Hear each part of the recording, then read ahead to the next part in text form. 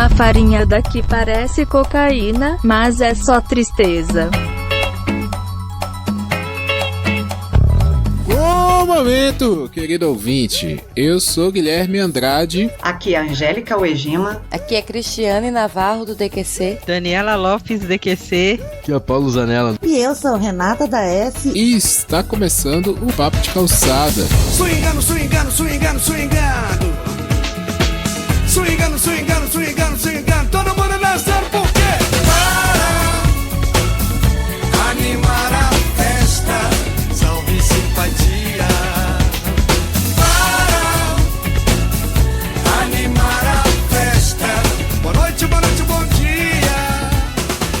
Gente, é isso aí. Estamos com visitas novamente. Cris e Dani lá do DQC. Tivemos o prazer de ir lá gravar também. Estamos recebendo essas duas maravilhosas podcasters aqui para trocar uma ideia com a gente sobre histórias de cozinha, né? Histórias de tragédias, vitórias. Quem já cozinhou na vida já passou por grandes emoções nesse cômodo querido da nossa casa. Antes da gente começar, vou pedir para as duas se apresentarem, falar quem elas são, de onde elas vêm, e aí depois a gente começa o nosso cast aí com algumas histórias.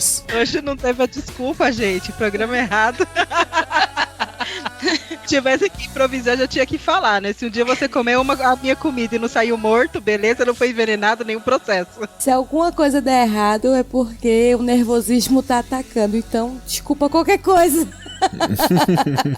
Esse é o jabá mais fácil que existe na podosfera. É o podcast mais aleatório que tem, gente. É isso aí. Meu nome é Cristiane, né? Eu vim do DQC. Lá tem muita coisa legal. E eu sou a Daniela, também vim do DQC. A gente tá aí já há um ano na estrada do podcast. E sem o podcast eu vivo uma vida normal, gente, aqui fora. Aí. Tem outras vidas que pagam as contas, então eu também sou comum, tem outra vida. Aí, mas a gente tem a segunda vidinha aqui nos podcasts, fazendo aleatoriedades, invadindo a casa dos outros. Tá certo. Começar com a perguntinha pra vocês aí. Vocês cozinham desde sempre? Vocês têm intimidade com as panelas aí? Como é que é a história de vocês com a cozinha? Ou não, só tá aqui também pra contar a história, nem faz nada, não só improvisa. Eu tô sabendo que a Dani fez lasanha com miojo. Como é que é isso aí? Eu gosto muito desse negócio de pegar receita, essas coisas, fazer o que tá na receita. E aí a internet, depois que a internet surgiu, aí surgiram esses vídeos malucos, que eu acho que todo mundo fica assistindo em looping, de comida, ou daqueles crafts lá, coisas pra fazer, sei lá, ao invés de jogar o cabide fora, você transforma ele, sei lá, no avião. Então, a gente vai seguir esses tutoriais malucos. Aí um dia eu vi assim, lasanha de miojo. Eu falei, ué, eu acho que eu consigo fazer isso. Tô fazendo nada. E eu fiz, gente, eu fiz. Primeiro, sobrevivi pra contar, não morri, então estamos aí. Mas olha, não recomendo não, viu? Era melhor ter comido ou só o miojo ou a lasanha. Não misturar os dois não rolou, não. Não, gente, miojo não é comida. Miojo não pode entrar nessa discussão. Nem comida é um negócio. É sim, eu vivi uns 4 anos com miojo, como é que não é comida? Eu moro sozinha, né, gente? Não, miojo é kit de sobrevivência, não é comida. Eu moro sozinha também, pô. Essa desculpa do morar sozinha é a desculpa de gente preguiçosa pra fazer comida. Você me desculpe, eu também já morei sozinho e eu cozinhava normal, eu cozinhava menos, cozinhava, mas eu não comia essas coisas não. E lá... Eu morava sozinha e já tinha feito cirurgia bariátrica e eu não comia miojo. Ou seja, eu cozinhava comida mesmo sendo só 120, 180 gramas. É um plástico ali, está doido. É pior do que aquelas bala fine. Bala fine já foi provada que é plástico, né? Eu tenho um clássico pra vocês, eu acho que vocês não vão acreditar, mas eu aprendi a cozinhar, acho que com 15, 16 anos só. Né, a partir disso aí. E aí naquela época tinha aqueles 3 segundos grátis, né? Falava 3 segundos, oi, como vai? Puf, desligava. Nossa, cara, que nostalgia. Eu aprendi a fazer feijão por 3 segundos. Porque meu pai, antigamente, meu pai não deixava a gente tinha uma moça que ajudava a gente nas atividades de casa, né? Então meu pai não queria que a gente tocasse nada, né? Não lavasse roupa, não fizesse comida, não fizesse nada. Só que o padrão de vida uma hora cai, né? E a realidade chama a gente. Aí ele fez, tu vai cozinhar, aí botou as outras funções pros outros irmãos, são eu e mais 2. Daí eu digo, tá bom, eu digo, como é que eu vou fazer feijão agora? Liguei pra uma colega minha no interior, mas de 3 em 3 segundos ela tava me dando instrução nesses 3 em 3 segundos. Foi onde eu fiz o meu primeiro feijão. Não, eu comecei a cozinhar, eu tinha acho que uns 8 anos, 9. A gente também tinha uma pessoa que ajudava em casa e que ficava com a gente o tempo todo. Só que pra ficar com a gente o tempo todo, isso significa que ela tinha que fazer comida enquanto a gente estava em casa, né? Eu era uma criança endemoniada, absurdamente cheia de energia. E pra não tacar a mão no fogo, na faca, na porra toda, ela me botava em cima de um banquinho pra eu ver bem do alto o que ela tava fazendo, mas de longe. E aqueles eram os momentos que eu tinha atenção exclusiva, então aquilo passou a me interessar, né? Então eu fui aprendendo com ela a cozinhar. Minhas avós também cozinhavam, minha avó paterna cozinhava maravilhosamente, e o meu pai também. A minha mãe não sabe fritar ovo pra sobreviver, minha mãe consegue queimar ovo cozido, essa é a piada da família. E a gente brinca lá em casa que hoje os 3 filhos dela cozinham porque precisaram, porque senão a gente ia morrer. Mas quando eu fiz assim uns, acho que 13, 14 anos, meu pai recebia muitos dos amigos dele lá em casa para fazer muitos churrascos. A gente morava em casa fora de São Paulo, no interior de São Paulo, mas perto da capital. Então o pessoal do trabalho dele ia pra lá fazer churrasco e tal. E a minha única tarefa era farofa. Como eu nunca fui, não sou, nem nunca serei uma pessoa exibida, eu aprendi nessa época a fazer, sei lá, uns 8, 10 tipos diferentes de farofa pra me amostrar pros amigos do meu pai. Foi mais ou menos assim a minha trajetória. Eu fui ficando criativa porque eu só tinha uma tarefa, eu tinha que fazer ela com excelência, né? Hoje em dia, assim, já há um certo tempo eu sei cozinhar o suficiente para comer bem. Para comer variado, gosto de ir atrás de coisas novas para fazer e tal. Cozinhar não é a minha principal veia doméstica, né? A minha veia doméstica mesmo é cuidar da casa, organizar as coisas, manter tudo limpinho, organizado. Mas cozinho, porque 20 e tantos anos já fora da casa da minha mãe, há muito tempo não aguento mais comer fora, né? Durante muito tempo eu fui obrigada, na época de mestrado, doutorado, já comi em RU, e depois nos primeiros anos aqui no Recife eu não tinha me organizado assim o meu dia a dia para ficar cozinhando. Aí chegou uma hora não dava, né? Passei a cozinhar e já faz alguns anos que eu como a minha própria comida do dia a dia. Minha primeira experiência mesmo com isso é hilária, porque eu lembro até hoje por causa da reação da minha mãe. Eu devia ter entre 5 e 6 anos, de tanto ouvir falar em bolacha, água e sal, água e sal, água e sal e achar o máximo, eu peguei um copo de água, pus sal e na minha cabeça de criança, já que eu não podia usar o fogo, o sol devia ter algum efeito. Não é à toa que você virou uma cientista. Coloquei atrás das plantas num canteiro que tinha e pedi para minha mãe não mexer. A minha mãe, respeitando a criatividade de uma criança, não mexeu. Mas também não perguntou o que era, sabe? Tá construindo as ideias dela. De tempos em tempos eu ia olhar o copo e voltava. Eu ia olhar o copo e voltava. Minha mãe ficou curiosa. Filha, o que você está querendo fazer? Eu tô querendo fazer bolacha de água e sal. Meu Deus. Aí a minha mãe falou, não, peraí, muita calma nessa... Essa criança que começa cozinhando terra, né? Tá vendo? Não, tá... Nem cozinhava, comia crua mesmo. Já tava escrito, já tava fazendo os seus experimentos já. A minha filha, eu já tô botando ela pra cozinhar já, desde pequenininha. Pelo menos o bolo ela faz melhor que eu. Então... É a melhor coisa que você faz, até pra ela se interessar por comer alimentos de verdade, né? Envolvê-la na alimentação. Eu era uma criança hiperativa. Então, minha mãe tinha bastante receio de eu lidar com algumas coisas até uma certa idade. Diz ela que, diante de uma situação dessa, ela viu que a minha hiperatividade precisava ser conduzida também para essas coisas. Foi quando ela começou a me ensinar pequenas coisas domésticas, o que uma criança entre 5 e 6 anos pudesse fazer. juntar o lixinho do banheiro, escolher arroz, que naquela época escolhíamos arroz e feijão, colocar, assim, para fazer esse tipo de coisa, porque era muito difícil, porque uma criança hiperativa exige muito paciência dos adultos, né? Mas essa foi a minha primeira queda, assim, né? Tipo, opa, não é porque tá escrito água e sal que significa que vai só isso. Então foi quando minha mãe sentou comigo, a gente fez um biscoito, aí eu vi que ia farinha, eu vi que ia ovo, eu vi que iam outros ingredientes, e aprendi, né? Então, esse foi o primeiro. Minha mãe conta essa história, ela perde até a cor, tanto que ela ri. Eu digo que ela não fica nem roxa.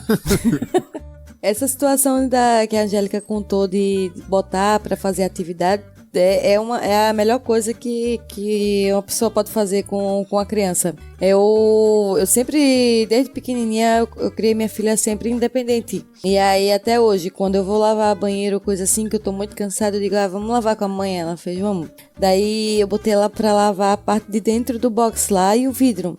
Vocês pasmem, mas ela limpou muito melhor que eu. Dava pra ver o outro lado. É legal porque a criança também vê o exemplo, né? E aí já aprende desde pequenininha. Também aprendi a mexer nas coisas da cozinha muito cedo. Minha mãe conta que... Porque assim, minha mãe sempre trabalhou, sabe? Ela é costureira, então ela trabalhava em casa, mas ela sempre trabalhou. Então ela não tinha tempo, assim, pra ficar 24 horas olhando a gente, né? E a gente já com um tamanhozinho, assim, de 6, 7 anos, a gente já andava na casa toda, já mexia nas coisas tudo. Então algumas coisas ela deixava reservado, tipo faca, produtos de limpeza, né? Essas coisas assim ela deixava mais reservado. Mas ela conta que, por exemplo, o fogão, desde sempre ela ensinou, sabe? A gente, então ela ia fazer um bolo, ela chamava assim, acende o fogão ali pra mim. Aí ela perto, olhando, né? Ia lá e acendia. Porque ela falava justamente isso, ela ficava com medo de, tipo assim, da gente tentar mexer e não saber.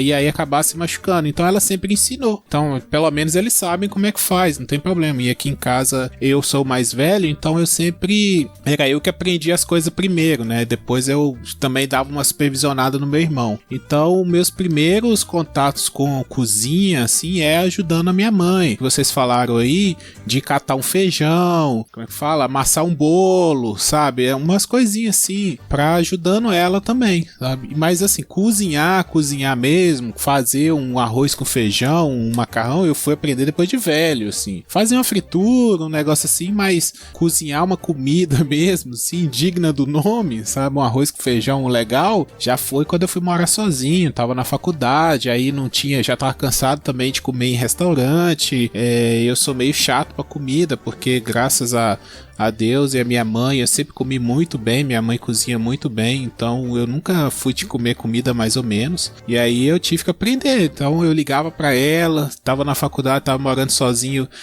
como é que faz isso? Aí ela me explicava, e ela fazia, a primeira ficava ruim, a segunda melhorava. Então eu até mandar um abraço para um amigo meu de República, o Tony, que comeu muita comida ruim por causa da minha causa.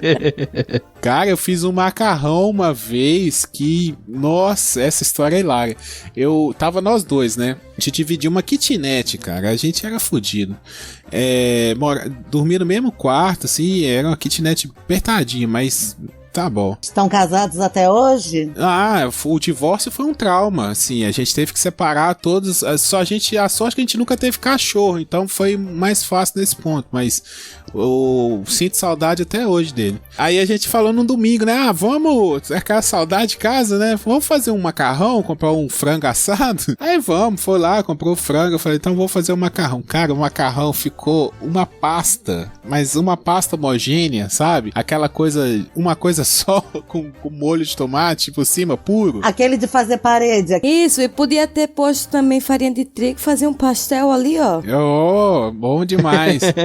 É um erro clássico esse. Aqui na Itália chama pasta. Aí a pessoa faz aqui e fala, eu acho que o ponto é de pasta. Depois que minha mãe foi me explicar, que ela falou assim, não, você tem que comprar um macarrão mais grosso, porque ele demora um pouco mais pra cozinhar. A gente comprou um macarrão fininho, sabe? Cozinhou demais. Aí virou uma pasta pura.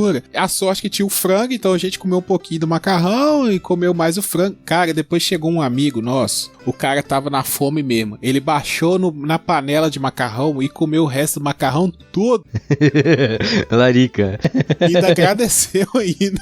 Falou, nossa, nossa, que macarrão gostoso. Eu falei, bicho, você tá com fome, viu?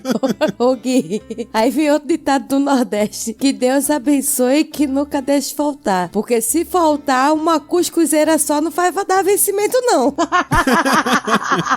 Você tá falando isso, eu lembrei de um jogo que meu pai fazia com a gente quando a gente era criança e que eu tenho certeza que influenciou no fato de eu e os meus irmãos todos cozinharmos. A gente sentava na mesa e o papai ficava assim, pra gente ficar quieto na mesa, ao invés de ficar se chutando, se batendo, ele fazia assim, vocês têm que adivinhar o que tem nessa comida. E aí a gente ia tendo que dizer ingrediente por ingrediente o que tinha na comida, depois ganhava prêmio, quem acertasse mais ganhava mais uma colher de gelatina, sei lá. Eu sei que isso foi desenvolvendo o paladar da gente, de um virar pro outro hoje em dia, quando a gente tá comendo, aqui tem alecrim, não, aqui tem cebola, não, aqui tem não sei o quê. E até hoje é brincadeira pra gente quando a gente tá comendo junto. Eu não sei vocês, mas teve uma época que a gente tava com anemia lá em casa, né? E minha mãe sempre, tal de mãe, tem um sentimento enorme assim, e um dom de fazer as coisas não perceptíveis. A gente precisava comer beterraba,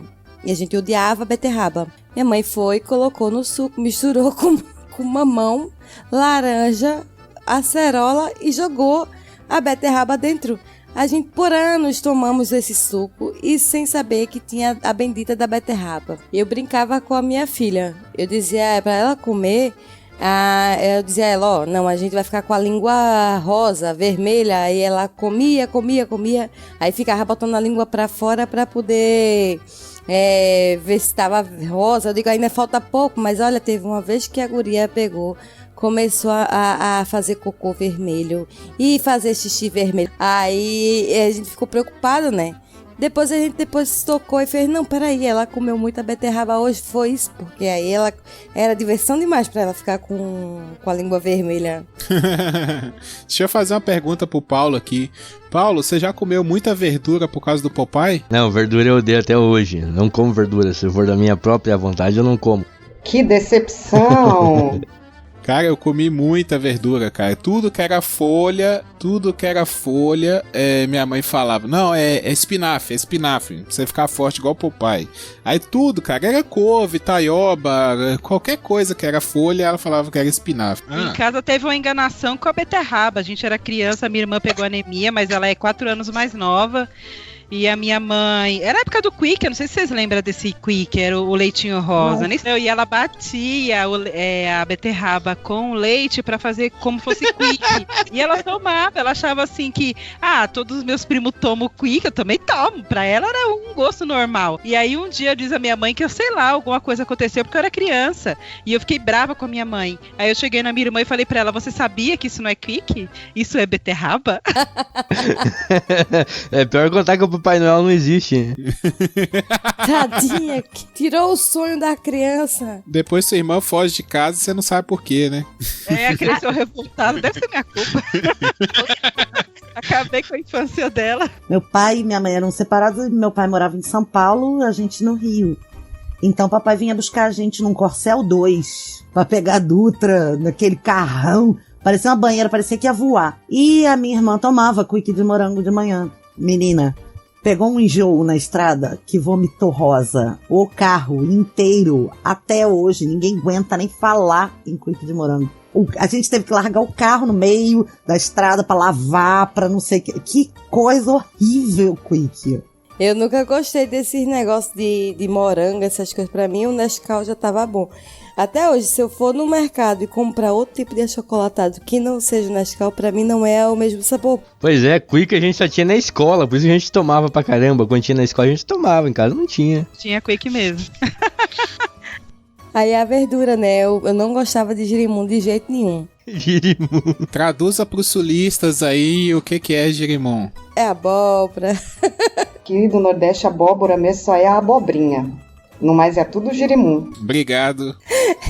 E daí a Tânia, que era a moça que trabalhava lá em casa e ajudava com a gente, né? Ela teve a grande ideia de uma sacada de fazer a farofa de girimum. Vocês não têm a de abóbora, de que seja, assim, de cada região. Mas vocês não têm ideia de como é delicioso. Você cozinha a abóbora do jeito que você quiser.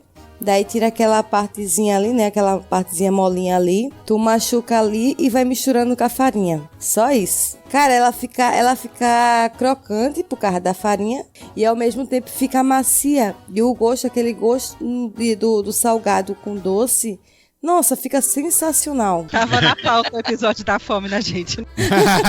Lógico. É, só mais um aí pro glossário do Papo de Calçada. Gente, machucar é amassar, tá? O pessoal do Nordeste fala machucar, não fala amassar. Não, é engraçado que falar nesse negócio de diferenças de modos de falar de região. Eu lembrei, eu tinha uma vizinha aqui que ela tava grávida na época. E aí ela ia fazer o chá de fralda do bebê dela. Então a gente tava conversando sobre o docinho, onde tinha mais barato, onde não vendia, essas coisas. E aí ela veio com um tal de negrinho. Eu digo, meu Deus, mas o que é de negrinho? Eu não sabia que era negrinho. O Mumu, ela não falou não? Não. Aí eu digo, mas meu Deus, o que é negrinho, o que é negrinho? Ela fez uns doces assim, pretinho, negrinho, não sei o que. Eu digo, cara, pra mim eu acho que isso não é brigadeiro. Ela fez, não, brigadeiro é outra coisa. Eu digo, vamos fazer o seguinte, vamos ver no Google. Que a gente não tá se entendendo, não tá na mesma sintonia, cara. Então vamos ver no Google. Fui ver no Google, negrinho no Rio Grande do Sul, em algumas regiões, é a mesma coisa de brigadeiro no Nordeste, que o mais comum seria brigadeiro em quase toda a região, né? Do Brasil é brigadeiro, mas lá é negrinho, então... E o que é brigadeiro lá? Brigadeiro é leite condensado com Nescau. É feito na panela daí. É. Só um. Ah, tá. Brigadeira na panela. Nossa, de onde eu venho, isso só é brigadeiro de colher. É, aqui também. Brigadeiro de colher ou brigadeiro de panela.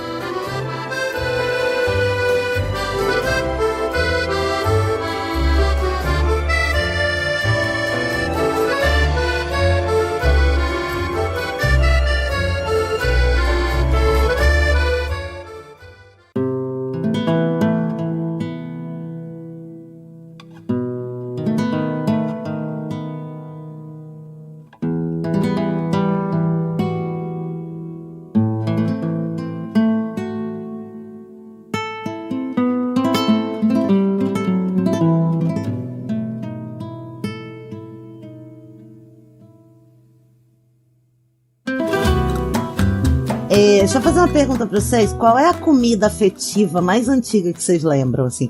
Quando eu falo em comida afetiva, aquela comida que vocês eram crianças e que vocês eram apaixonados, e quem cozinhava isso pra vocês? Delícia de abacaxi.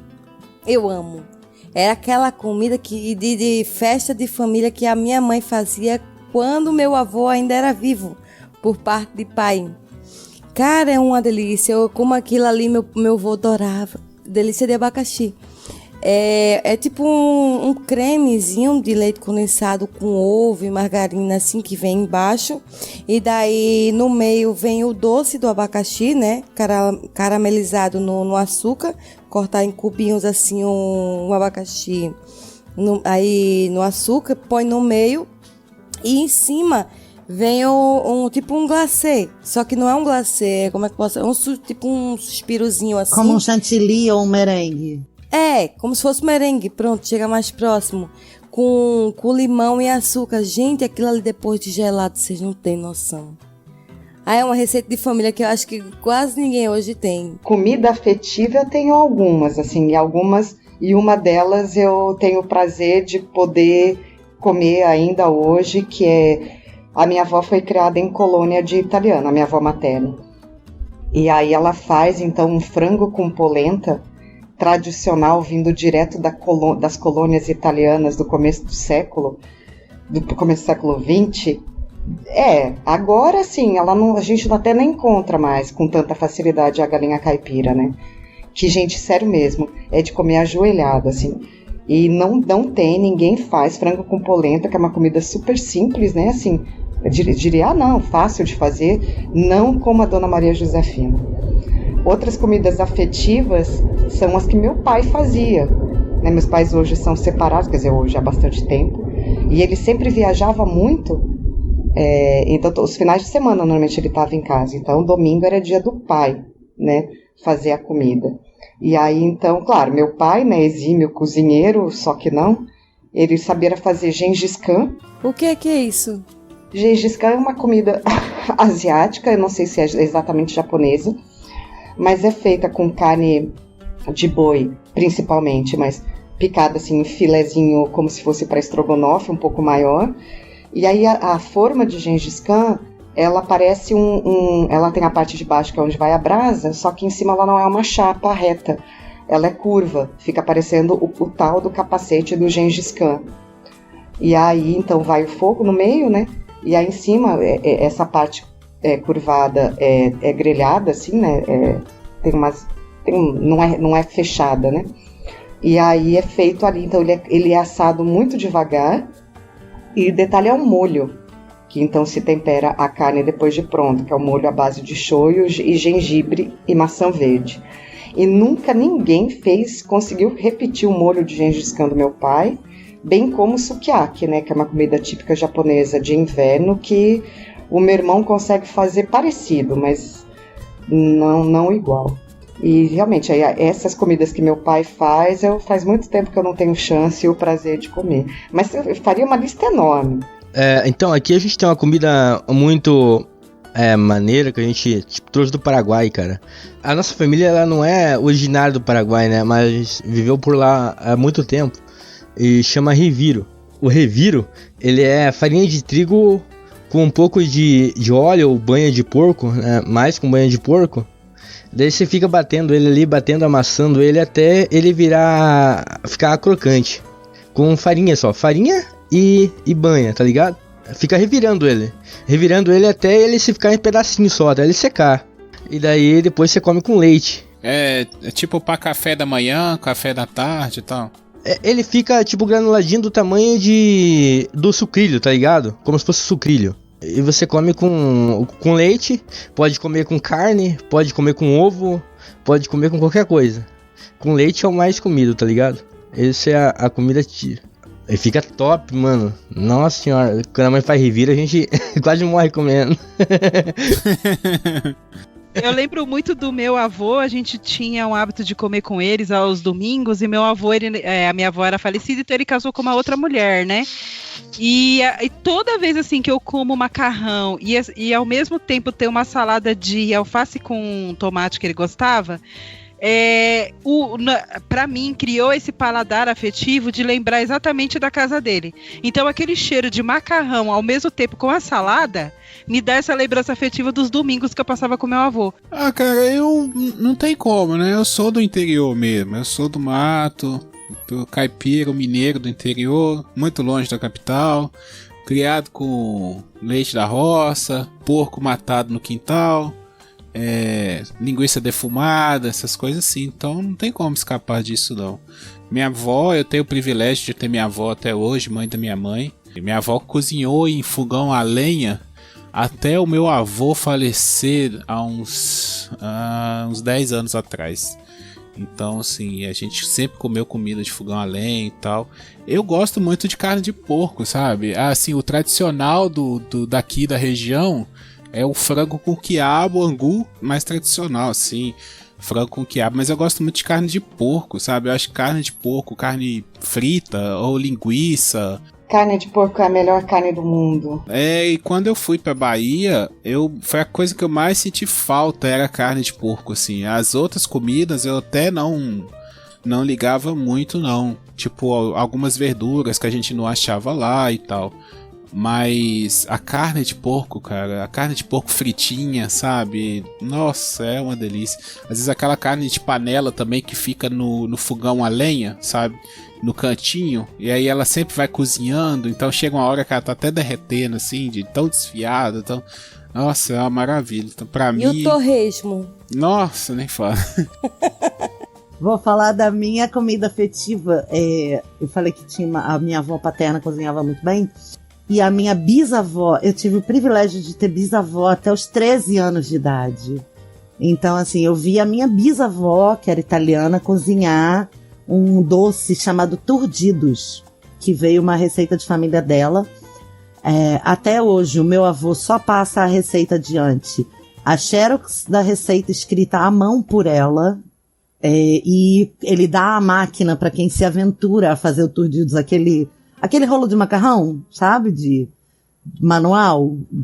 Ele dá a máquina e a receita copiada na xerox. que é um pastelzinho recheado de goiabada e frito no mel. Pois é, na minha família, que era da Calabria, chamava turdidos. E frito no mel. Você faz o pastelzinho, recheio de goiabada. Frita primeiro e depois frita no mel em alta temperatura.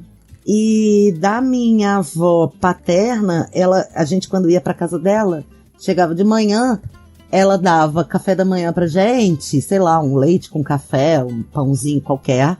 Depois a gente almoçava, mas entre o café da manhã e o almoço, ela já começava a fazer uma sopa de feijão com macarrão pra servir à noite.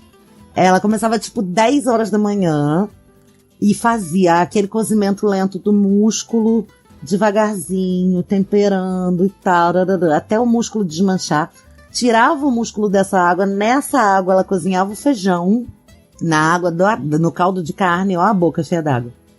E depois ela reservava o feijão também, e aí batia o feijão pra ficar desaparecido, voltava com o músculo inteiro e aí cozinhava o macarrão. Olha que absurdo de comida. Sensacional. Ela começava 10 horas da manhã o jantar, cara. Era muito maravilhosa. Da minha avó, eu lembro um cafezinho que ela fez com ovo. Meu Deus do céu, pãozinho, aquela comida simples, mas feita com amor. Toda vez que eu sinto cheiro de café, eu lembro dela. Não, eu não sei se o que é. Temos uma psicóloga aí, podemos poder ajudar aí. Mas assim, enquanto minha avó era viva, eu tomava café, eu amava o cafezinho dela, porque ela fazia assim, ela fazia o café. E como a gente era criança, para não ficar muita cafeína na veia, aí ela pegava, açucarava o café e jogava um pouco de água para quebrar aquela fervura do café. Então não é o café que você ama, é sua avó. Minha avó e o chafé que ela fazia pra gente. Então, o café é só o símbolo da relação, né? Mas o café, à noite, quando ela fazia, era de noite e pela manhã. Ela fazia... eu dava uns tantos beijos nela, que ela me criou, né? Então, desde que eu me entendo por gente, até uns 15, 16 anos, a gente convivia com ela, que minha mãe trabalhava. A minha avó devia fazer, né? Eu não era criança quando ela faleceu, então eu não tinha acho que 6 anos. Mas ela fazia um café tão bom que até a cachorra era viciada. Ela tinha que dar o café pra cachorrinha. O café vicia mesmo, tá? Não é brincadeira. Ela batia na porta, gente. Chamava Brisa, uma cachorra branca, tinha até foto.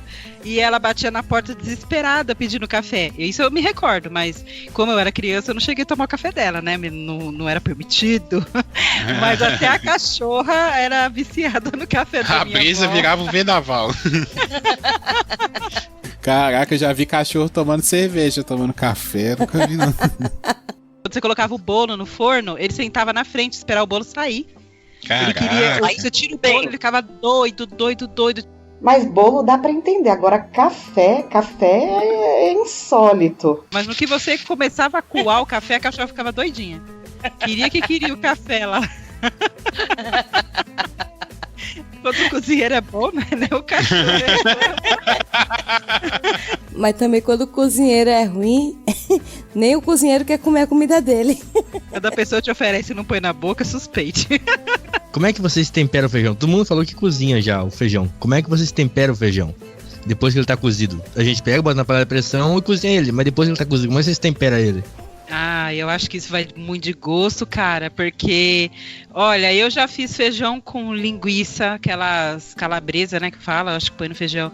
Eu gosto de pôr, eu frito o alho no óleo antes, e depois eu jogo no feijão já pronto. Eu já coloquei, nossa, adoro, já coloquei carne seca no feijão, já fiz receita de carne seca porque eu sou doida, e coloquei bacon, então depende, né, acho que vai muito mas o alho antes, no óleo, e depois eu jogo lá. Sim, mas você, joga na panela? Como é que faz? Eu jogo na panela, porque o feijão todo? Não, porque o que eu faço? Como eu moro sozinha, eu cozinho o feijão e congelo, né? Então eu congelo potinhos. Então eu tempero só a parte que eu vou comer. As outras partes eu deixo sem o tempero. Mas esse lance de colocar carne seca aí é normal, assim. Não é loucura, não. Não pra paulista, gente. Paulista vai no McDonald's não merece respeito. Deixa eu mandar aqui um abraço pro pessoal do Miopia, o podcast de São Paulo aí, a maioria dos meninos é lá de São Paulo, um abraço pra eles. Eu já vi eles discutindo várias vezes sobre comida e eles não sabem comer. Desculpa, gente, mas vocês não sabem comer. Ô, Gui, paulista põe lasanha no forno sem cozinhar a massa, velho. Eu faço. Eu também, mas só com a massa pré-cozida. Não, eu faço com a massa Mesmo normal. assim fica dura, gente. Depois que vocês aprenderem a cozinhar a massa, mesmo a pré-cozida, vocês vão entender que a vida tava errada com vocês. Porque eu só faço ela com a pré-cozida dependendo do tamanho da lasanha. Se for a lasanha com a massa grande, eu prefiro a não pré-cozida, que aí eu cozinho a massinha um pouquinho antes. Mas se for uma lasanha daquelas que eu faço com as tiras pequenas, aí eu faço com a pré-cozida porque eu acho mais fácil, porque a tira pequena é mais complicadinha. Mas se for a tira grande, eu cozinho sim. Eu faço com a massa crua, a lasanha. O segredo é quando tu for colocar o macarrão, né, dentro da lasanha lá, que tu for formar, tu molhar no leite. Depois que tu monta toda a lasanha e tu joga um pouco, deixa ela um pouco encharcada de leite. Então ali vai estar cozinhando dentro do leite, né? Fica uma delícia. Eu gosto de pôr muito encharcado de molho pra ela cozinhar lá dentro, mas o leite eu não gostei, eu já usei. Sabe quando parece que sei lá? Você percebe? Eu não sei se foi porque Parece que sei lá. Eu acho que foi porque eu fiz e sabia que tinha leite lá, não sei. Mas Parece que sei lá, sabe que eu não sei. Eu comi, não gostei, não curti. Aí eu exagero na massa de tomate, que é pra isso mesmo. Não, mas aí eu faço 2 tipos de molho na lasanha. Eu faço molho branco e faço o molho de tomate, né? Faço os dois, então vou intercalando e ali eu jogo um pouco mais de leite, porque aí ela fica umidazinha e aí vai cozinhando o próprio macarrão dentro da própria lasanha. Ele não fica duro, também não fica aquele negócio molenga, fica A pergunta que não quer calar: quando você faz, todo mundo come? Todo mundo come. Come e lambe os beiços, não. Ah, então tá bom, então tá certo. O importante é isso. Se come, se todo mundo come, tá certo, não tem essa.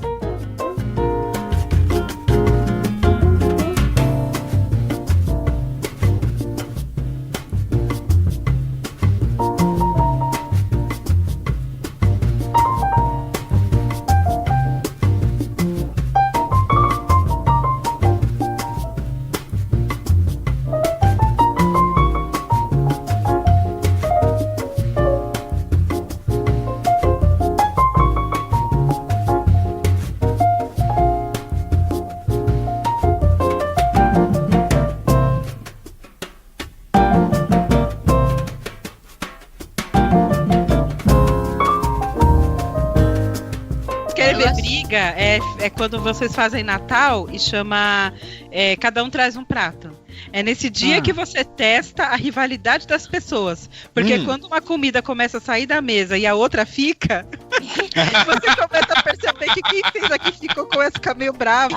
Eu que geralmente cozinho quando a gente vai reunir no Natal, eu geralmente faço bastante, eu que fico mais na cozinha, porque a minha mãe também prefere a minha comida. Então eu sempre fico cozinhando. E a gente já passou por essa vergonha de alguém chegar e falar assim: nossa, não sei quem fez aquela comida ali, mas não tá boa não. Agora essa daqui tá ótima. Minha mãe olhar e falar assim: ai, esse foi a Daniela. Deixa só voltar na pergunta do Paulo lá sobre o feijão. É assim, aqui em casa a gente sempre fez feijão, igual a Dani falou aí, cozinha, né, 1,5 kg, 2 kg, guarda uma parte congelada e vai refogando durante a semana, né, geralmente dura uma semana e meia, 2 tal, depende da fome. Põe a beterraba também, é até uma dica para quem não gosta de comer beterraba, mas precisa, né, comer vitamina. Cozinha ela no feijão, porque ela vai soltar e no gosto não fica forte, assim, só se a pessoa for muito chata mesmo, tipo, mas não fica o gosto muito forte no feijão não. Se você temperar o feijão bem temperado, você nem sente o gosto da beterraba direito. Mas quando eu fui, né, sou casado com uma mulher da Bahia, uma baiana, e lá eles têm o costume de fazer o feijão totalmente diferente daqui. Porque aqui a gente cozinha e tempera depois. Lá eles já temperam e cozinham, sabe? Eles temperam o feijão antes de cozinhar e cozinha com recheio, né? Assim, linguiça, carne seca, talvez um bacon, alguma coisa assim. E ainda coloca corante, sabe? Que é uma coisa muito estranha pra mim. colocar corante no feijão. O colorante, você fala, o colorar um vermelhinho. Isso. Eu já vi paulista fazer isso. Eu não curto ele muito não, mas... Eu também não, porque se a pessoa errar na mão, ele fica com gosto na comida muito forte. Além de outros temperos, né? Eles usam alguns temperos lá diferentes daqui, então coloco também. Faço assim, eu cozinho primeiro o feijão na panela de pressão, né? Na água e sal mesmo, na cara dura. Aí depois eu jogo o bacon. Aí quando o bacon solta aquela gordura dele, daí eu jogo a calabresa dentro, jogo o tomate e por último eu jogo o alho, para poder o alho não queimar, não dar aquele ranço do alho queimado. Aí eu deixo pegar bastante no fundo e depois eu vou jogando aos poucos o feijão dentro daquela gordura lá. Mas eu faço essa fritura numa panela à parte, não na panela de pressão, né? Porque daí dá para jogar na outra. Aí, depois que eu misturo tudinho, aí eu coloco um sazonzinho ali, né? De feijão e um de carne. E quando aparece, quando é época de salsa ou coentro aqui, aí eu corto bem fininho assim e misturo dentro do feijão para engrossar. Eu assim, não tenho muito segredo não. Eu cozinho o feijão com cebola, alho, louro e charque, às vezes uma calabresa. E também, né, como eu também pego e separo as porções para congelar. E quando eu descongelo, eu só refogo com um pouquinho, o mínimo de óleo possível, com alho fritinho. Porque o sabor, aquele amargor do alho fritinho, quando ele dá uma queimadinha, eu gosto muito.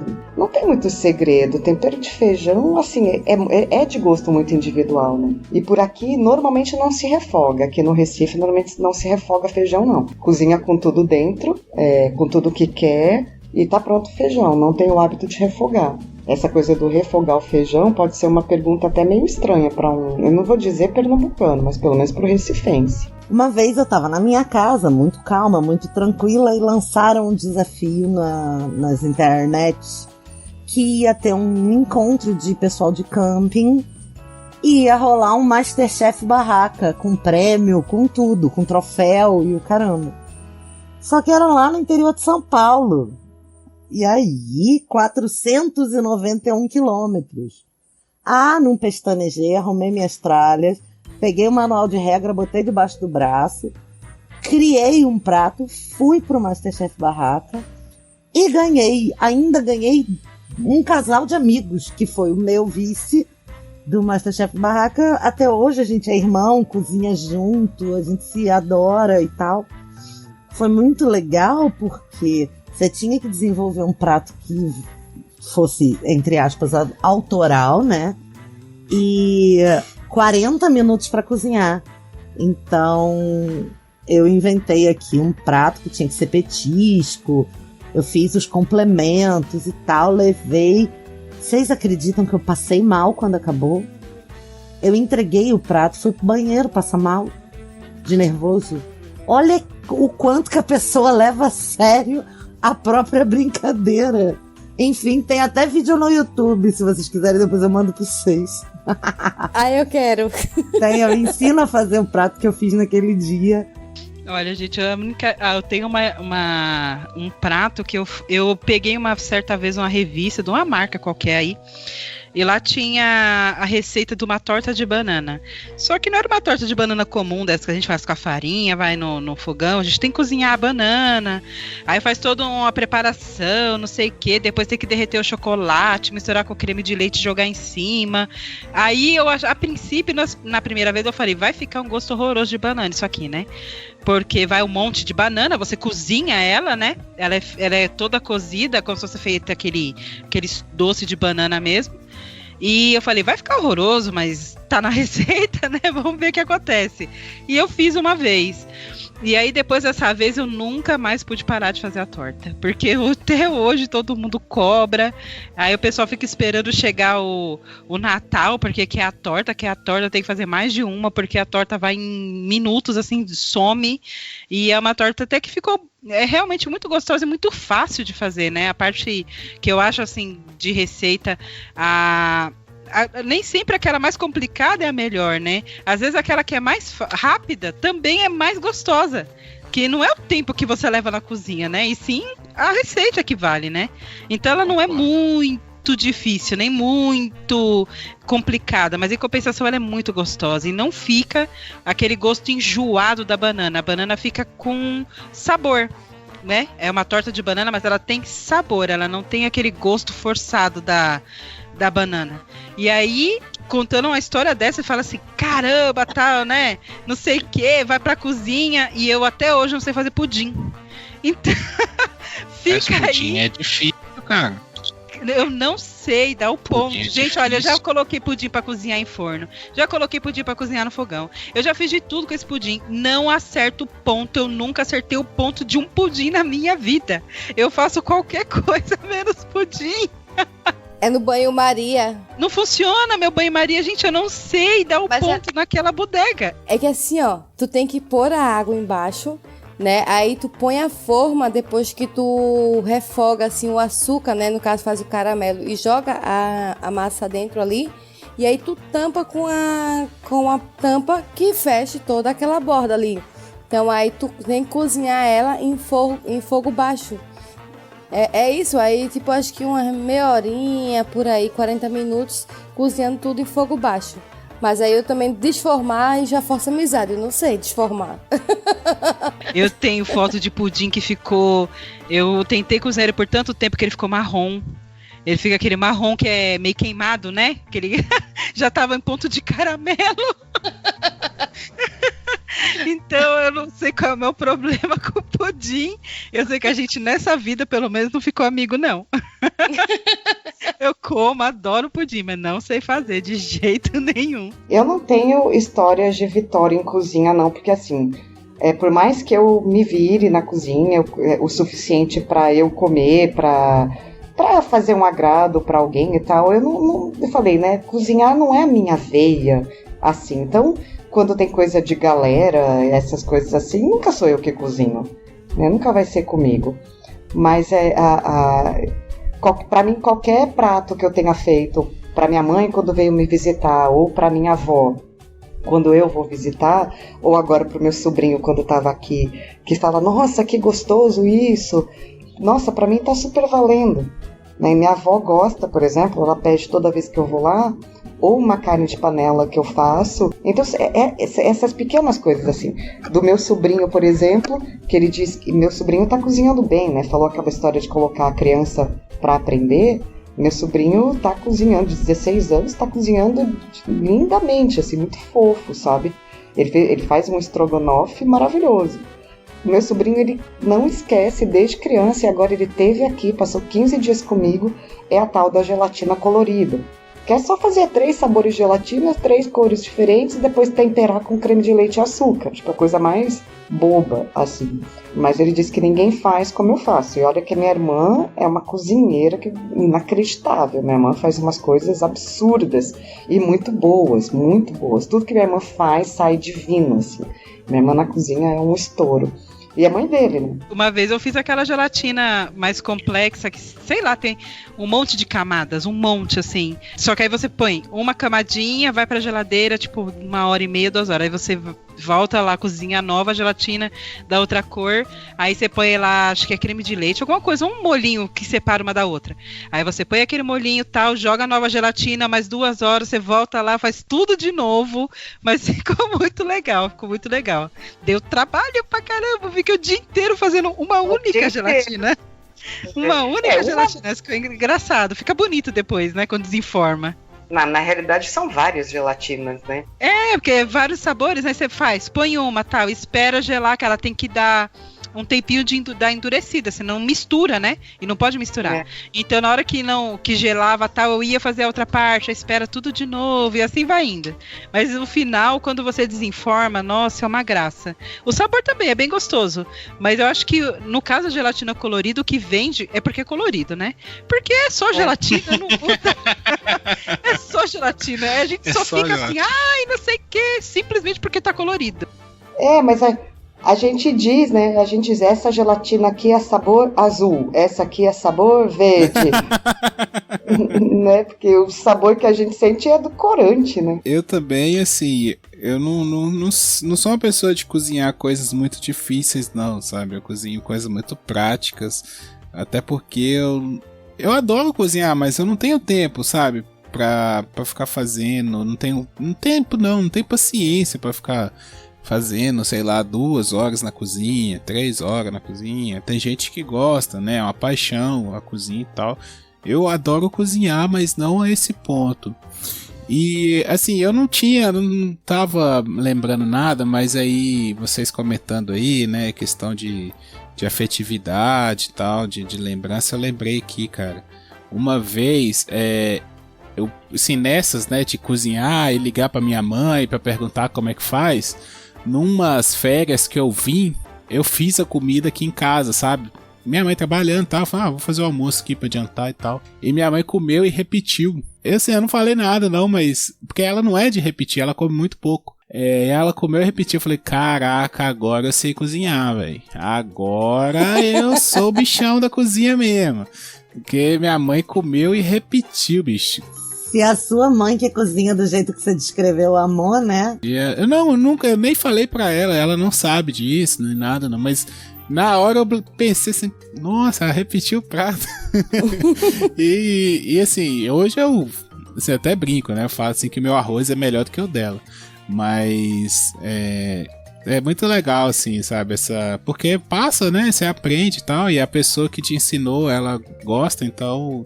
Isso é uma vitória também. Eu não sei vocês, mas eu tenho coisa, por exemplo, que eu faço, que eu cozinho. Tá gostoso, mas eu não sei, às vezes eu enjoo do meu próprio tempero. E eu tenho que me reinventar para não enjoar da minha própria comida. Alguém que cozinha diariamente sente isso também ou é uma coisa fora do comum? Eu sinto a necessidade de comer algo diferente, mas não é por causa do tempero. É por causa da comida, sabe? Assim, você come normalmente arroz, feijão, uma carne e salada, né? Assim, a semana inteira. Por causa da pressa e tal, não dá pra fazer. Então, o final de semana, geralmente, eu já vou pensando um prato pra fazer no domingo, por exemplo. Igual hoje eu fiz um macarrão de panela de pressão. Semana que vem eu vou inventar alguma coisa pra fazer. Então, eu gosto assim de no final de semana inventar alguma coisa. Eu tô com vontade de comer alguma coisa diferente. Na outra semana passada eu fiz uma carne cozida com cerveja preta, sabe? Porque aí, mas o tempero em si, não sinto necessidade de mudar o tempero, sabe? Geralmente o tempero é basicamente alho, cebola, a gordura de porco, um orégano, dependendo do prato e tal. Basicamente é isso. Sim. Não, eu enjoo do meu tempero, mas dou graças a Deus que o Bruno cozinha muito bem.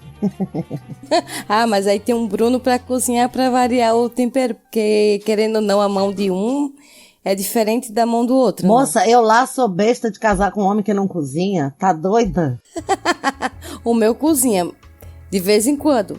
Mas também quando cozinha... Aí parece que é premeditado o negócio daí. Mas aqui tudo é premeditado. Bem-vindo ao mundo feminino. Paulo, você acha que você tá solteiro por quê? Você põe fogo na cozinha? Você vai arrumar mulher? Mulher hoje em dia que é homem que cozinha, rapaz. Homem que sabe fazer as coisas. Pelo menos finge, Paulo. Compra lá fora e diz que foi tu que fez. Aprende. Não, tem que aprender.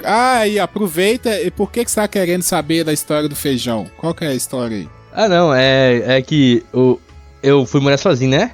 E não sabia cozinhar nada. Eu não saí de casa sem saber cozinhar nada. Fazia miojo e sardinha. Miojo empanado, miojo e calabresa. Era só miojo.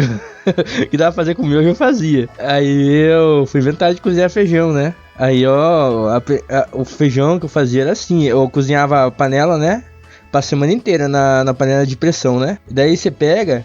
Tira, tipo, umas 2 conchas assim, de concha, tem que é concha? Aquela que pega o feijão assim? Sim, aqui também chama concha. Concha é concha, cara.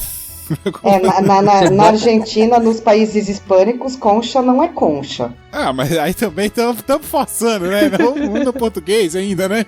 Nós estamos no português. Não, vale a advertência. Cuidado em falar concha. Tá, Ju. O que é concha lá, Angélica? Por favor, agora eu fiquei curioso. A genitália feminina. Eita! Eu não usava isso pra Até cozinhar, onde a não. gente sabe, o Paulo Zanella gosta também, né? Não, um pouco, eu confesso. Daí você pega e bota o alho com o óleo, com alho na frigideira do lado da panela. Aí pega 2 conchas de feijão e bota na frigideira, junto com alho e óleo. E amassa ele, sabe? Até ele ficar sem caldo nenhum. Aí tu joga junto com o resto do feijão. Aí ele fica temperado. É essa pergunta que eu queria fazer, se vocês faziam diferente, sabe? Pô, esse jeito é o mais diferente que eu já vi. Ô, louco? Mas é bom. Você amassa ele pra virar um caldo mais grosso, né? Sim, feijão aqui com caldo não funciona. Mas assim foi que eu aprendi com a minha mãe. Minha mãe me ensinou assim, eu é que não faço assim. Eu tenho uma história com o tutu. Uma vez eu vou fazer um tutu na Bahia. É bom, cara, é bom. Não, essa vai ser a frase. Tutu é massa, vai ser bom mesmo isso aí. Assim, tutu aqui é comida típica de casamento na roça. Na roça, quando vai ter casamento, né, os pais da noiva geralmente oferecem o almoço. E aí tem o tutu, o macarrão, pode ter uma farofa, alguma coisa assim, e carne assada, né? Arroz, carne assada. Geralmente nem tem salada não, é difícil ter salada, mas é uma carne assada, carne de porco, de frango, aí eles matam os bichos da roça tudo e faz um churrasco. Isso é prático porque geralmente as pessoas comem em pé, né, senta na sombra de uma árvore, assim, imagina um quintalzão, assim, todo mundo espalhado e tal. Então é a comida mais seca, né, para as pessoas comer no prato de plástico e tal. E é uma delícia, assim, é uma comida que remete muito a festa, a casamento, essas coisas assim. E uma vez quando eu morava na Bahia, a farinha de mandioca daqui é diferente da farinha da mandioca do Nordeste em geral, né? A farinha de mandioca no Nordeste, ela é bem mais, tem mais polvilho, né? Mais goma. Então, assim, uma colherzinha de farinha, ela engrossa o feijão de uma vez, sabe? Engrossa muito o feijão. E aqui não, a farinha daqui é diferente. Eu fui fazer o tutu, bicho, e coloquei as 2, 3 colheres de farinha no feijão. O feijão virou uma pedra, bicho. Virou uma pedra, dá pra cortar com garfo, com faca. Aí eu aprendi que tinha que pôr só um pouquinho, pôr uma colherzinha de farinha, já virava tutu já. Mas aqui a farinha daqui parece cocaína, mas é só tristeza, porque eu não tenho a farinha do Nordeste. Não dá nem pra cheirar. Ela ganhou a nova frase, Paulo. Já era. A Cris levou a frase do episódio. São só questões e sugestões, porque opiniões não cabem no seu calendário. São só questões e sugestões, porque opiniões não cabem no seu calendário. Mas o pessoal pode até ficar bravo, mas a minha indicação cultural seria pra vocês assistirem o Naruto. Nossa, uma fã. E que da hora, mano. Boruto, hoje é o outro episódio. Você assiste Naruto mesmo? Já assisti, mais de uma vez. Nossa, tô apaixonado. E já estou deixando oficialmente o convite pra você vir aqui pra gente falar de Naruto. Você aceita? Oh, com certeza, Naruto. Naruto, não Boruto. Boruto ainda não. Eu vou ver só essa junção dos dois aí. Esse eu vou assistir, faço questão, mas vocês viram, né? Que o Naruto tá no Boruto, né? Só, mas eu sou apaixonada pelo Naruto. E pra quem não conhece, o pessoal fala assim, é desenho, anime, não sei o quê. Os desenhos que eu vejo assim hoje em dia mudou muito a forma de conversar com as crianças e com os adolescentes, né? E o Naruto, ele tem um monte de lição de vida. A gente que é adulto percebe mais do que uma criança, obviamente, né? Mas ele passa uma lição sobre, não só sobre superação, mas sobre respeitar o próximo, que é muito muito bonito. É uma coisa impressionante. Eu assisti o desenho e eu fiquei, assim, apaixonada pelas coisas do Japão por causa disso. Que eu vi que tem outros animes que são a mesma coisa, né? E a gente vê uma evolução, assim, que não é só o gato que corre atrás do rato, como na nossa época tinha, a gente achava super engraçado, sabe? Hoje em dia os desenhos têm mensagens, né? Não é só pra gente rir, também é pra você pensar um pouco, né? Então, a minha primeira paixão foi Naruto. Um dia eu tenho certeza que eu vou ter oportunidade de fazer até um trabalho na faculdade só pra falar disso. Que massa. Não, cara, já tá, o convite tá feito, nós vamos fazer um episódio sobre Naruto, porque eu também sou apaixonado com Naruto, cara. Naruto é muito foda. E pra quem quer ouvir mais aí sobre Naruto, mentira. Não quer falando de Naruto lá, o Emerson me mata, mas a gente fala de outras coisas, tem outros assuntos. Sempre que puder, vocês vão ouvir que eu vou falar do Naruto lá. Acho vocês justo. podem... Sempre sobra uma deixa. Sempre É igual que... o Paulo aqui com a Adam Sandler. Ah, não sei de Naruto, então parei ali, pô. Aí vocês podem acessar nossas redes lá. A gente tem o nosso site, desculpadqc.com.br, que vocês vão ter uma visão aí de alguns episódios, algumas coisas. Dá pra seguir no Instagram, o DesculpaDQC, Twitter, e quem quiser mandar o e-mail, desculpadqc@gmail.com. E a gente vai ficar muito feliz de receber algum feedback de qualquer pessoa, porque vocês deixam a gente abandonado. Não, brincadeira. Pode comentar nas redes também, marcar a gente, comentar no Facebook, não importa. A gente tá sempre lendo os comentários, sempre conversando com quem segue a gente gosta muito do feedback lá. Então fiquem à vontade. Ô Dani, você fala também do grupo do Telegram nosso. Gente, nós temos um grupo no Telegram e eu não sei... O Emerson vai me matar. Eu não sei falar aquele negócio do Telegram. Alguém sabe falar aquilo? Deixa eu ver se tem aqui. Ah, sim, ó. É t.me/desculpadqc. É só entrar no Telegram. Ou se você digitar, se você já tem o Telegram, que não é todo mundo que tem, mas você já tá mais associado com essa rede, se você colocar na busca ouvintes DQC, vocês vão achar a gente lá também. Fiquem à vontade, entrem lá e vocês vão ver boa parte da nossa loucura acontece dentro do grupo de ouvintes. Bom, a minha indicação cultural também, que eu soube há alguns milésimos de segundos, é uma série que eu acho maravilhosa da Netflix. Netflix, queremos você também para patrocinar a gente. É a Typical. É uma série sobre autismo, tá? Mas não é falando sobre o autismo. É a visão do autista perante o mundo. Agora eu descobri que tem a 3ª temporada, saiu agora e eu tô doida pra assistir. Mas é muito legal, muito informativo, assim. Tem uma das cenas só pra dar uma... Falar um pouco sobre o que é o episódio, né?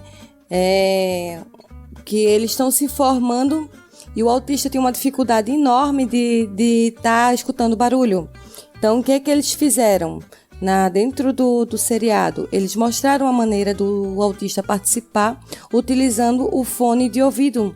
Então, cada um ouvia a sua música lá, mas o autista estava participando sem se incomodar com o barulho em volta. Bem legal, eu super indico. E acessa lá o Desculpa Qualquer Coisa. Então, eu já vou engatar no jabá. E falar o seguinte, nós lá no Papo de Calçado, nós aqui do Papo de Calçado, temos também um grupo no Telegram, e aí eu quero emendar, além de indicar o nosso grupo do Telegram, indicar a série Pose na Netflix, para quem tem dificuldade de entender sobre a vida e o mundo da transexualidade, além de dizer para vocês que quinzenalmente, ou eu tô no TV na Calçada, ou eu tô no Papo de Lingerie, que são filhotes aqui da casa, e chamar vocês para conversar com a gente, debater esses temas lá no grupo, porque a série Pose, que tá na Netflix, é sensacional e muito provavelmente a próxima temporada do TV na Calçada deve chegar a este tema. Então, ouçam TV na Calçada, ouçam um Papo de Lingerie com assuntos femininos que Vocês homens que acham que não precisam entender de assuntos femininos, mas gostam de meninas, por favor, vocês precisam entender melhor de meninas. A minha dica cultural essa semana é também uma homenagem. É o livro Macunaíma, do Mário de Andrade, que trata a antítese, né? Um herói brasileiro sendo a antítese do que seria um herói. Toda a história do livro, enfim, eu não vou dizer, tem que ler, eu super indico, porque é uma obra que caracteriza muito uma fase do Brasil, mas na realidade uma face do brasileiro, no geral, assim, que eu acredito que seja contemporânea. E a história desse livro, para mim, é uma homenagem, porque eu perdi, e o termo é perder, um dos melhores amigos da minha vida vai fazer 15 dias. E o Ali, esse meu amigo, e dói muito ainda, naquelas perdas que vão doer para sempre, mas a perda é muito recente, então a dor está muito intensa. Ele sempre pegou no meu pé numa fase que eu trabalhava muito mais do que eu trabalho agora. Eu era uma máquina de trabalhar. E vamos tomar um café? Não, Ali, não vai rolar. E aí a gente saía para tomar uma cerveja, galera, eu tava sempre com a cabeça em outro lugar porque eu tava assoberbada de coisa. E isso para ele era inaceitável. Você precisa ler Macunaíma, você precisa ler Macunaíma. Aí eu fiz 30 anos e me dei de presente a obra do Balzac, né, a Mulher de 30 anos. E ele ficou indignado, ele, não, você tem muito o que aprender com Macunaíma. Né? E ele pegou um dia, passou num sebo, sei lá, ele encontrou e me deu. Então eu tenho esse tesouro comprado pelo Ali, dado por ele. E eu sempre falei para ele ao longo desses quase 20 anos depois, né? Ao longo desse tempo que a gente sempre esteve junto. Quando eu me mudei de Curitiba para Recife, deu 2 meses, ele se mudou para João Pessoa, então foram 25 anos ininterruptos de amizade e contato direto. E quando esse assunto vinha, eu dizia para ele, Ali, você está me ensinando a ser Macunaíma e um dia eu vou aprender. Eu não aprendi ainda e tenho muito que aprender em relação ao que é o Macunaíma, o que ele representa pra gente. Então fica a indicação sem nenhum tipo de spoiler sobre o livro, apenas a indicação homenageando Alexandre Ferreira de Moraes, que é um dos melhores amigos que qualquer pessoa poderia ter tido na vida. Eu vou indicar uma série que eu comecei a ver na Locadora Vermelha também, que é muito maneira. Não sei se vocês lembram daquele filme A Onda, um filme francês, que era um professor que fazia um experimento na sala e daí todo mundo se vestia igual e tal, ele tentava ver se a galera virava fascista ou não, e no final da merda. Então, tem uma série na Netflix chamada Nós Somos a Onda, que, tipo, é mais ou menos aquilo, só que não é um professor, é um jovem que chega lá e inicia esse projeto também, ninguém sabe por que ainda, que eu, tipo, não fui muito à frente na série, mas acaba dando merda, né, sempre dá merda. No caso lá vai ser uma luta contra a direita que tá tomando conta da Alemanha lá e tal, e daí a galerinha mais jovem é da esquerda, e eles montam esse grupo, mas como sempre se não tem um controle e tal, vai escalando, né, a parada. Então é mais ou menos baseado naquele filme, então vocês vão assistir na Netflix, na Locadora Vermelha, Nós Somos a Onda. Eu conheci a Cris lá no hangout do grupo lá do Pensador Louco. Não sei, nesses hangouts, que a Cris ela é cheia dos hangouts, né? Todo dia ela tá no hangout em algum lugar. E eu conheci ela lá, conheci ela no hangout, a gente ficou batendo papo, acho que até quase 2 horas da manhã. E assim, super gente boa. Eu falei, caraca, eu tenho que chamar a Cris pra vir no Papo de Calçada, que ela tem tudo a ver com a gente. Até comentei várias coisas com ela e tal. Então essa amizade nossa aqui surgiu no hangout da vida lá do grupo do Pensador. E o Pensador, ele me indicou um filme também no hangout desse que a gente tava batendo um papo. Ele me indicou um filme chamado Mártires. É um filme de 2008, um filme francês. Diz ele que tem versão americana, mas a melhor é a francesa. Eu assisti a francesa e caraca, cara, é sinistro o filme, é bem sinistro. Então vai lá, se você não tem estômago forte, não vai assistir. Esse filme, ele é pra quem aguenta o rojão, sabe? É um filme bem tenso, tem cenas bem violentas, tem cenas de tortura, Então, assim, vai se você for preparado para isso, sabe? Eu queria agradecer bastante a estar participando aqui com vocês, com o Papo de Calçada. Me identifiquei bastante assim com o podcast, é muito parecido com o DQC, só que vocês são muito mais calminhos assim na questão, a gente é muito desbocado, minha gente. A gente fala muito palavrão lá. É tão lindo vocês. Vocês são muito fofos, assim. Até o grupo, para o pessoal também participar do grupo do Papo dos Ouvintes, né? Porque o pessoal sabe debater. Hoje, com uma conversa que a gente teve lá no grupo dos ouvintes de vocês, eu sei que realmente a gente pode expor nossa ideia e todo mundo realmente respeita e sabe debater. Muito obrigada pelo convite e me senti honrada de estar participando hoje com vocês. Ah, que isso. Nós que agradecemos. Ai, que linda! Coisa maneira, mano. A gente se sente na moral aqui, pô. Gente, muito obrigado mesmo pela participação. Obrigado por ter convidado a gente lá. Pode ter certeza que vocês voltarão aqui e nós vamos lá perturbar vocês também. Esperamos assim, né, que essa parceria seja bem longa e duradoura aí. Como o pessoal aqui já comentou, nós também temos um grupo no Telegram, t.me/papo de calçada podcast. Lá você pode trocar ideia conosco, pode debater assuntos, pode indicar, receber indicações. É um grupo que assim, a gente tá fazendo o que a gente já fazia no nosso grupo interno, nós estamos transportando para lá, né? Esse podcast ele cresceu muito da forma que cresceu, graças a essa equipe maravilhosa que a gente tem, de pessoas que gostam de trocar ideia, gostam de bater papo, gostam de escutar, de falar. E sim, para mim eu tenho grandes amigos e companheiros aqui nessa equipe. Então vai lá, bate um papo com a gente também. Um abraço para todo mundo que está lá no grupo, todas as pessoas que estão sempre trocando, sempre mandando comentário com a gente lá no grupo do Telegram, tá? As nossas redes sociais é @papocalçada, no Twitter, no Facebook e no Instagram, tá? A gente também tem um canal no YouTube para você que quer indicar o Papo de Calçada, mas o seu amigo, sua mãe, sua avó, não sei, uma pessoa que não tem muita familiaridade com Spotify ou com agregadores de podcast, você pode mandar o canal do YouTube, né, para essa pessoa também. Nós estamos em todos os agregadores, incluindo o Spotify, o Deezer. Então você também nos encontra lá, Castbox e por aí vai, tá? E o nosso blog é o papodecalçadapodcast.blogspot.com. Você também encontra lá o TV na Calçada, você encontra o Remix, o Papo de Lingerie e o Papo de Calçada todas as quintas-feiras aí no seu feed atualizado, bonitinho, tá bom?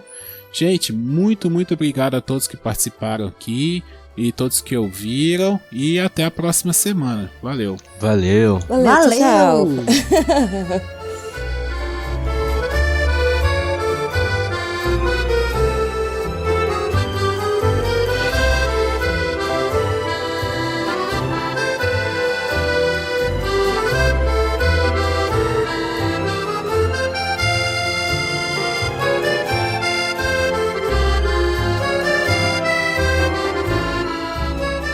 Eu pratico observar a sociedade quando ela baixa a guarda por descuido, fotografar rapidamente, falando metaforicamente, e depois tentar descrever aquilo que ficou desnudado, aquilo que ela não pode confessar.